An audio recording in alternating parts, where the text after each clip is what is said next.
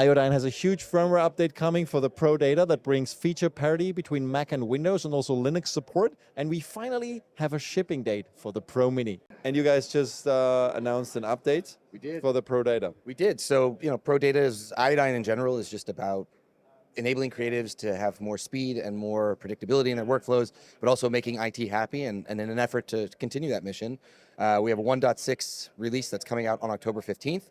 1.6 brings full feature parity from the Mac to the PC across all iodyne Pro Datas. So now if you're using PCs for visual effects workflows or editorial or color, you can now use your Pro Data across a Mac and a PC.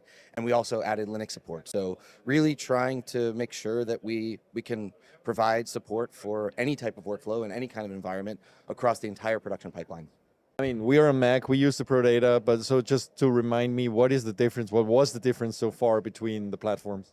You have the full ability to do multi-user read-only mode. So one of the things that we found was really helpful on the Mac OS side was the ability to ingest files and turn that container into read-only, which meant that anyone else plugged into that Pro Data could then access those files read-only. So if you're thinking about an ingest workflow, you ingest all your OCFs, you flip it to read-only, and now anyone else connected can't materially alter those files or delete them or transform them in any way, but everyone can work off the same one. So you eliminate the need for additional copies or shuttling data across from different people, or just having kind of various copies floating around out there. So now you can do that on the Mac and the PC and across both. You have a little update to something mini. Yes, we do. So the Mini is going to be shipping by the end of the year. So these are the first working production units that we have here.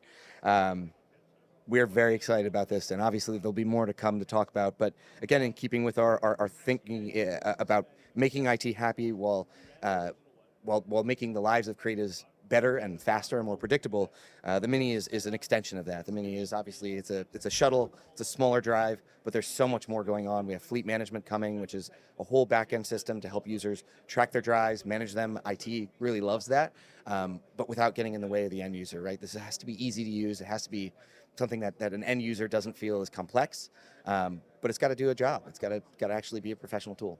Just give me some of the specs for those who've never heard of it. I mean, we reported about it before because you've teased it for a while, but you've been working hard in the background to actually get the units out, right? Okay, so the short of this is the first problem with a lot of SSDs is sustained throughput, and that usually is a result of thermal throttling. So we've solved a major issue in thermal throttling, and we have about 3,000 megs per second of read-write, so equal in both directions.